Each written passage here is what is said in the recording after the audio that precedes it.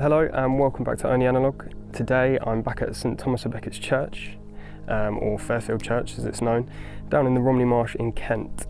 Now this is a location we've shot a handful of times over the past 4 years.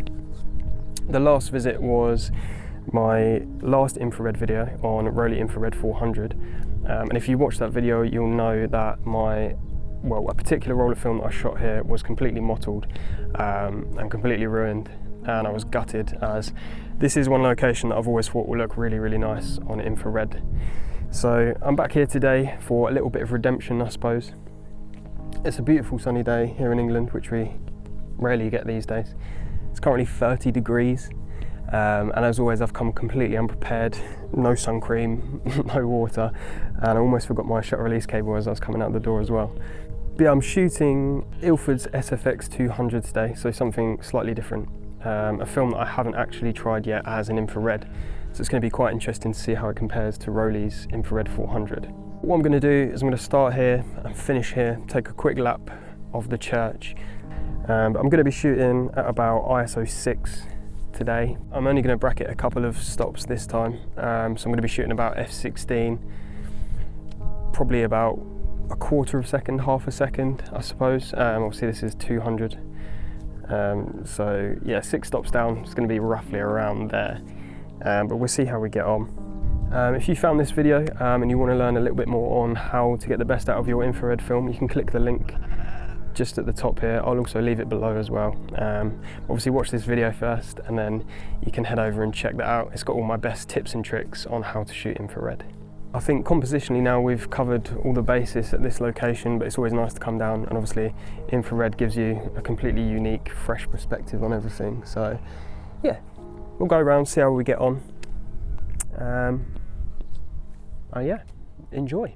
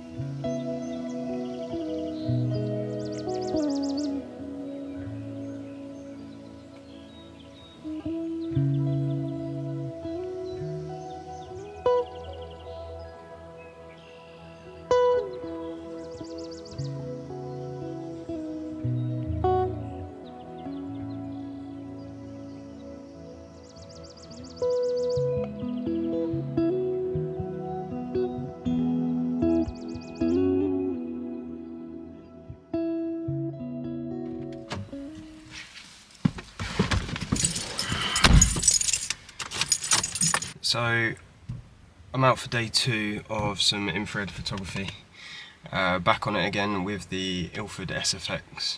I shot the last roll a couple of weeks ago now, and we haven't really had a good day since, or a clear day. There's a bit of wind today, a little bit of patchy cloud, but still, you know, the sky's blue enough, there's enough sunlight. Why is there loads of people staring at me? So yeah, I think this is probably the last chance I'm going to get to shoot another roll of infrared this summer. I'm going to be working quite a lot now over the next coming weeks, so as it's a nice day, I've decided to head back out. I haven't really got too much in mind, not a lot of intention, which is sometimes good, sometimes bad, I suppose, but we're going to head out and see what we can find anyway. So yeah, roll 2 of SFX. First roll I've developed came out really nice, so I'm quite excited to shoot another roll before I head back to Rollei's infrared IR 400. So yeah, let's get down and get cracking.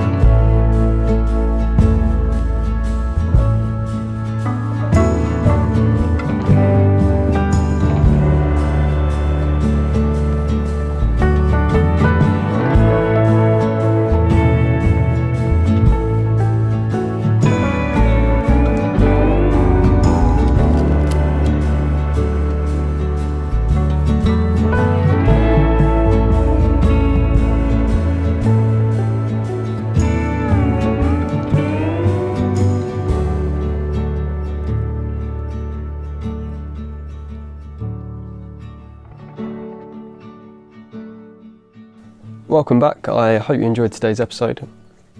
Before we sign off today, I just want to talk a little bit about Ilford SFX 200 and how it compares to Rollei's infrared 400. Now, this was quite an interesting one for me, as I've been wanting to shoot SFX for quite a while now. I've been doing quite a bit of research online, and I've seen some incredible results out of Ilford's infrared film, or Ilford SFX should I say. This is something I went into a little bit more detail about in my previous infrared video. If you want to check that out or learn a little bit more, you can click the link just at the top. But I talked quite a lot about the light spectrum and how infrared works. Now, what's interesting about Ilford's SFX is it's a lot less sensitive to infrared light than Rollei's IR400. So Ilford SFX is only sensitive to about 720 nanometers on the light spectrum, whereas Rollei's IR400 caps at about 820 to 850, I believe, nanometers on the light spectrum. So there's a little bit more interaction with infrared light on the film on Rollei when compared to Ilford SFX. Obviously I was interested to see if this would behave like an infrared film when compared to Rollei's IR400, or if I'd have to do a lot of post-editing. It definitely surprised me. Although I did have to do a little bit of adjustments in Lightroom and Photoshop, it looks exactly what you'd expect an infrared film to be. But obviously this was my first time shooting it, so I was quite apprehensive to whether the sky would be as dark, whether the foliage would be as bright and white as, you know, Rollei's IR400. The second, and probably a little bit more prominent, is the grain. And there's definitely a lot more of it when compared to Rollei's infrared film. And it's something that I don't usually go for in black and white films. It's not usually a preference unless I'm trying to shoot a certain style or get a certain look out of my film.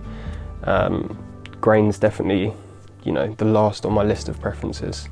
But I don't hate it, you know. I think they still look absolutely fine. There's probably a little bit too much grain for me, which is why, as I said earlier on that second roll, that I will be returning to infrared, Rollei Infrared 400, sorry. And just for a bit of comparison, I'm going to pop some shots up on the screen for you now. So as you can see, obviously Rollei's Infrared 400 is a lot smoother. I feel like you can sort of differentiate a lot more between foliage, sky, other parts of the photo itself. Whereas in Ilford's SFX, I feel like the grain does take away a little bit of that structure. So yeah, as I said, obviously I definitely prefer the look of Rollei Infrared 400. But this was definitely a fun one to experiment with. Because as I said, obviously I've not shot this film before, and it was great to finally get the Thomas Beckett's Church on infrared. But yeah, overall, obviously definitely a lot happier with my shots when compared to my last roll of infrared down at the church. And yeah, obviously I tried something a little bit different with the second roll. Wasn't a massive fan of a lot of the photos from the second roll, but still had a lot of fun. Obviously again, good experiment, good test for me to get out and shoot this SFX 200. So thank you very much. I really hope you've enjoyed today's video. If you have, please leave a like and drop a comment below. Please also do go and check out my other infrared video if you liked what you've seen today. And please do hit the subscribe button as well. It is the best way to support this channel. But thank you very much for watching today. I'll catch you very soon in the next one. Stay safe, happy shooting. Peace.